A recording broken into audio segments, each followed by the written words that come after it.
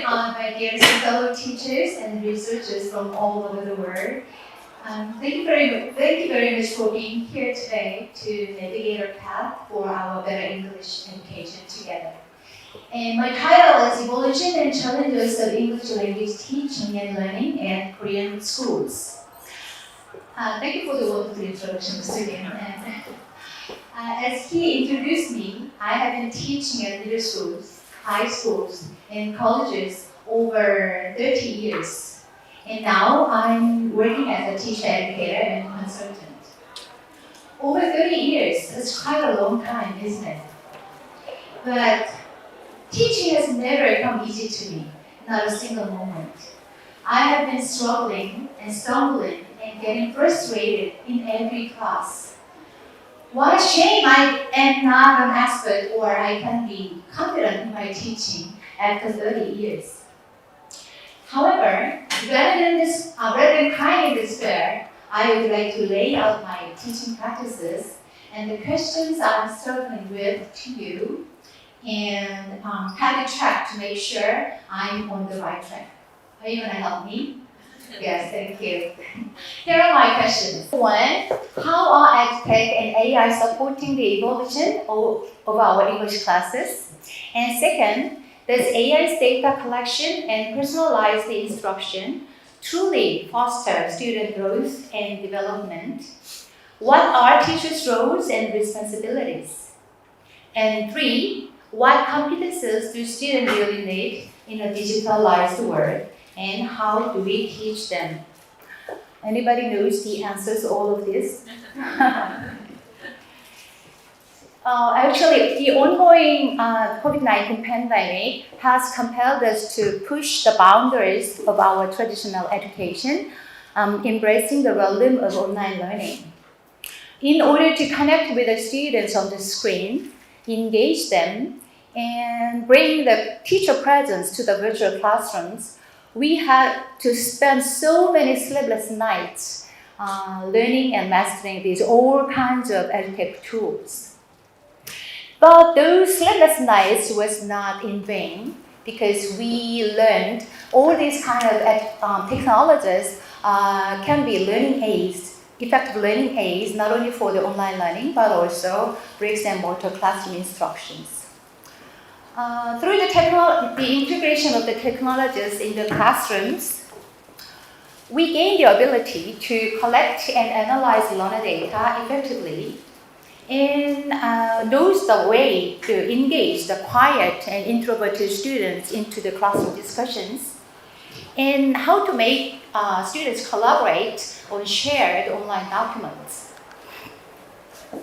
And with the ease of collecting individual responses, make for teachers use and know what students know and what they don't know easily. And there are some more examples of the technology support in my English classroom. When I taught essay writing, I handed out paper worksheets to students, asking them brainstorm their ideas about the topic weight control. But while I walked around the students and monitored them, I found out nobody was doing it. They didn't know what to write. Or maybe they were not really willing to do anything because, in Korean high school, the third graders were always exhausted. They wanted to do nothing. So I asked them to work in pairs and share their ideas. Then nobody talked. Silence again. This is a real frustrating moment for teachers. No matter how well I design the lesson, it cannot be implemented beautifully in reality. So I pondered what I should do to open their head. So I opened the interactive engaging tool named Slido and shared the screen in real time. See what happened? Students typed tons of words. They are phonosapienses. And thanks to, with the help of different students' ideas, they can come up with different ideas which can be used for their writing materials. This is how technology supports our English classes. And here are another example. Until a few years ago, I took my students' writing on paper and read them all and wrote down feedbacks on it. Individual feedbacks is really essential because the overall explanation in my class cannot be internalized to each student. But this is really time-consuming, because students' handwriting were quite often illegible, and there are so many areas to give feedback on. And it's very difficult for teachers to give feedbacks that are common to every student. But luckily and recently, the one-to-one device policy allows my students to have and use their own devices in class. So instead of the paper worksheet, I share the Google Docs forms and let students write in it. So at first, students write their thoughts on paper and exchange it with their friends and get feedbacks on the content. And they typed the second draft on the Google Docs forms. And at this time, they can get a feedback from the AI-powered grammar checkers like this. So if you click the underlined part, the misused word will automatically change into the correct one. However, at this time, instead of just clicking the mistakes with the provided by the AI, I asked my student to identify where and why they made mistakes and record them separately like that, so that they can get the recognition and learning can occur. And then after they submit their second draft, I can give them feedbacks, mainly focusing on encouraging to write more or showing my empathy and interest in students' thoughts, and then giving some advice how to improve their writing, like this. Your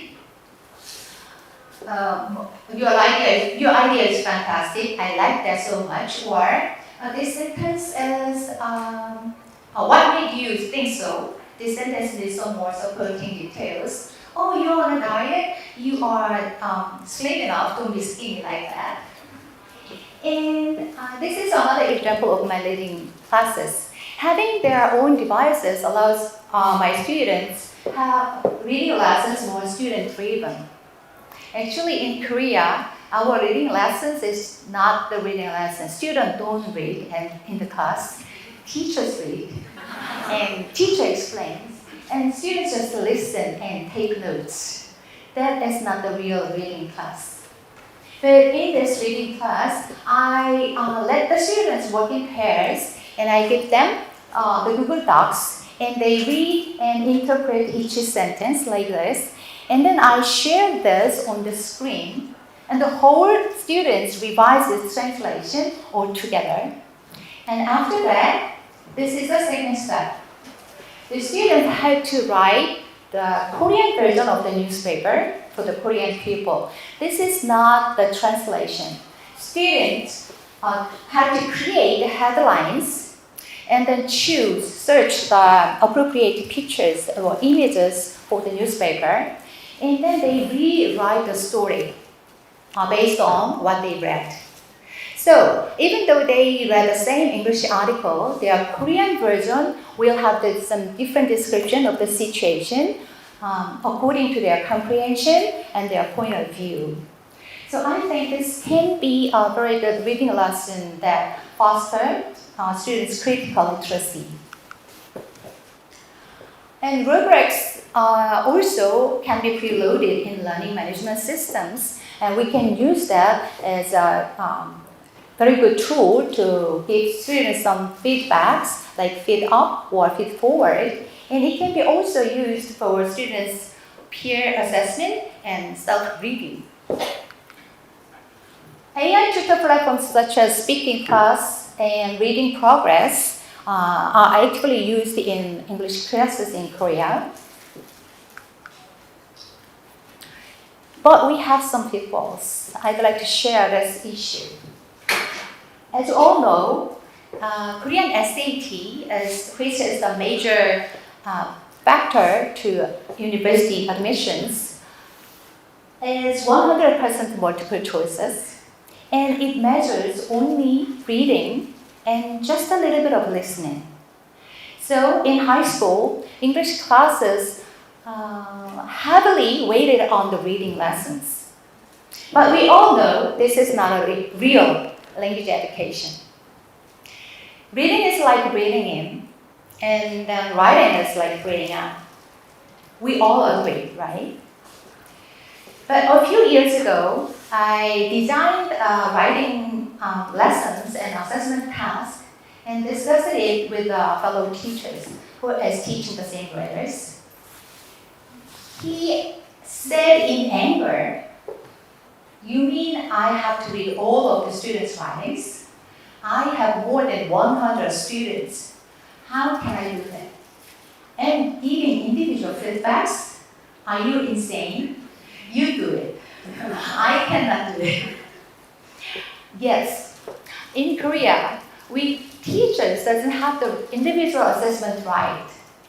So even though I made a beautiful assessment design, it cannot be implemented without the agreement of different teachers. And most of all, I can understand him. So do I. I hate reading assessment like this because it's really hard. And we all know that we have to teach writing. And it's very difficult in the reality because of the Korean SAT systems and the too many students. Then what is the solution? What about this? Recently, I had an opportunity to try this automated essay scoring system. I heard this is quite popular in America. But this is very new here.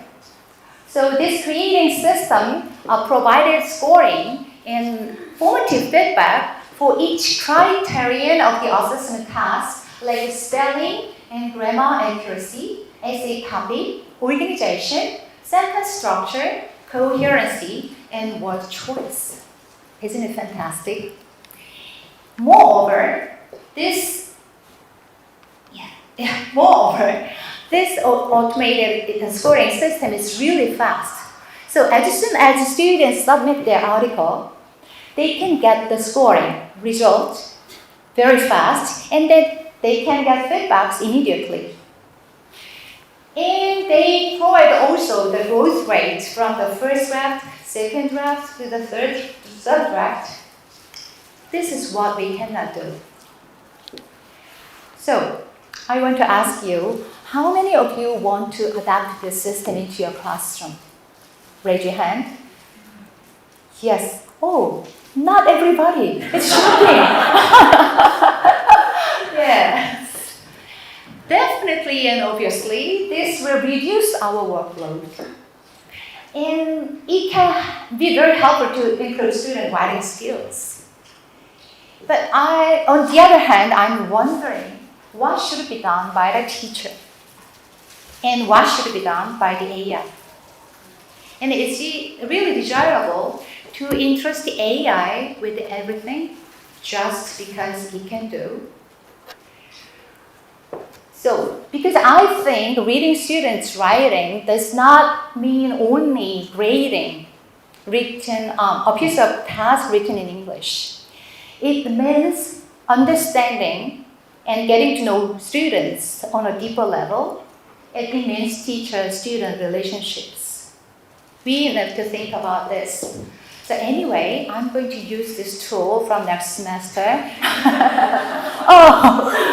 Don't get me wrong, to check the benefits and limits of this system, and their motto, more writing, less grading, and how is it realized in the real Korean English classes.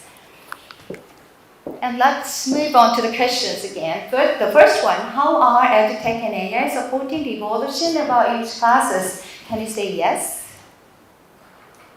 Nobody answered. Can you say yes? I think so, yes. But the answers for the second question is not so simple. There's the AI data collection and personalized instruction truly fosters student growth and development. What are teachers' roles and responsibilities?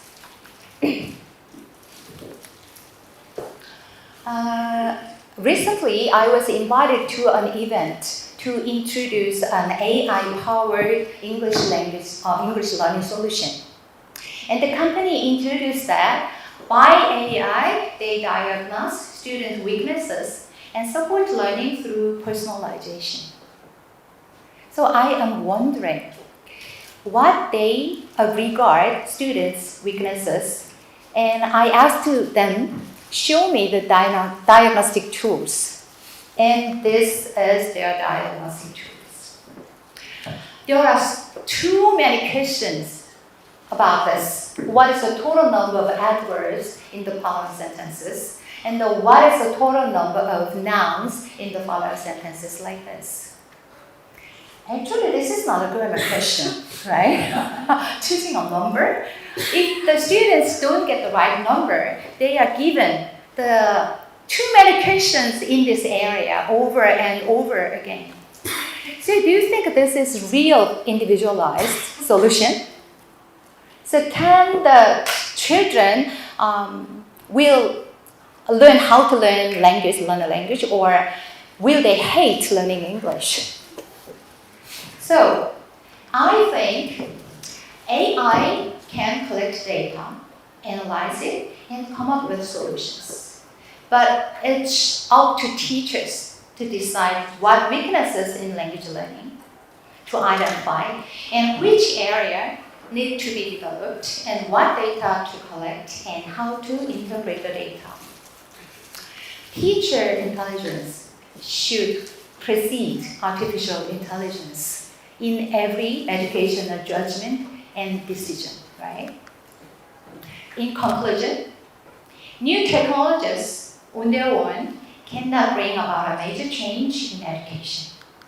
And the driving force for change in education lies with teachers. And the professional judgment of teacher is more important than anything else. That's my point of view. So let's move on to the third question. What competences do students really need in a digitalized world, and how do we teach them? Will Richardson said in his column, the title is Playing at Agency. Kids who are trained to wait to be told what to learn, when to learn it, how to learn it, and how to be assessed on that learning will grow into adults who are of the same class, waiting for someone to tell them what to believe and how to act and what to think and know without the critical lens that only freedom can nourish. Do you agree? I really agree with this. I think and I believe that our students have the ability to take control of not only their learning, but also their lives. And they will strive to make the world a better place for themselves and those around them. So, the 2022 National Revised Curriculum in South Korea and OECD Learning Compass also emphasizes to strengthening student agency and transformative capabilities. And OECD Future of Education and Skills 2030 defines student agency like this. It's the ability and the will to influence positively their own lives and the world around them. Student agency is defined as the capacity to set a goal, reflect, and act responsibly to effect change. I don't think using ChatGPT in classroom is the future education. I think student agency is more important than ever. And for the student agency, teacher agency was also needed, I think. So this is my favorite promise. Educators must abandon a slavish loyalty to a prepackaged curriculum in pursuit of what is unique about each child, and the skills are not enough. I don't want to follow the direction by the government. I am the owner of my decision. And I always think, what changes do I envision for my students? through my classes. This is teachers' creativity and imagination for the better education. So I think student agency is not the teaching methodologist or a kind of teaching strategist. It's a class culture. So it means getting students to take a more active and meaningful role in their learning. And it means empowering. So we teachers should share power and authority with students and create conditions for them to have a voice, choice, and ownership. So this is some examples in my classroom to implement the student agency for their voice, choice, and ownership. At the beginning of every year, I explain the course objectives and expected learning outcomes to the students and tell them what are they supposed to learn. And then discuss it with all the students and ask them what they want to learn and how to be evaluated. So listening to the students' opinions and ideas is the fundamental philosophy in my classroom. So last year, at the beginning of the year, I asked my students what they want to learn about the global issues in the world, considering English as a window to the world and not for the test taking. And more than 80% of my students chose the topic, the war in Ukraine. So after reading the article about BBC newspaper, students had the time research and investigated more about the topic. They wanted to learn more about it, and they taught these several issues to their peers, like the impact, the geographical condition of Ukraine on the world, and the historical discussion of the Russia, and the impact of the war and the economy like that. And after studying 1 or 2 units, I regularly get the students' feedback about the difficulty of the contents and acquisition of the linguistic knowledge and the impact on attitude and values about their learning. I think feedback is not the one that teachers should give to students. Feedback is a conversation between teachers and students to achieve better learning outcomes. This is another example. I think for the student agency and to make students to have their own authority about their learning, every level of students should be respected. And this is the fairness, I think. So I usually give them the opportunities to choose the level of the difficulty of the in-class activities like this, or I provide the different tasks according to the difficulty, even in their assessment. And sometimes we can provide the school class tasks according to their learning styles. So, for example, for the visual learners, they may choose this task after learning on watching the movie about human rights. They can choose a task between these three. The first one is choose a memorable scene and write down the description about it for the visual learners. And this is for the linguistic learners, write a film review based on the example reviews. And the third task is for interpersonal intelligent learners, like they choose their favorite character and write a letter to the person. So this is all kinds of for the same task, writing a movie review, but their learning styles are different and they can choose. Another important component is for critical student agency is critical literacy, I think. Until now, we consider a reading strategy as very desirable when we teach reading. But reading strategy usually means developing reading comprehension skills is about getting a general idea of the text and finding some useful information in the text and learning some interesting language structures that appear in the text and practicing the pace of reading. But is it really enough? Because this world of a lot of data can be tainted, biased, and discriminatory, and comprehension-centered reading and instruction okay. So this kind of reading strategy means objective or subjective aspect of language. Nobody answers. Objective aspects of language. And the reader has the judgment or acceptance of the text. Non-judgmental acceptance of the text. And do the reader have the equal authority with the text? I don't think so. They don't have the equal authority with the text. So I want to change my reading lessons from reading comprehension to critical and deep reading. I'd like to teach thought from content. So I try to make students to ask questions as they read, and to intend to understand the hidden meaning and have their own point of view, links concepts to everyday experiences, connects evidence to make conclusions, analyzes the logic of the main argument. So make them critical readers. We have to teach how to ask questions. So in the beginning level, I taught about questions, like thin questions and thick questions.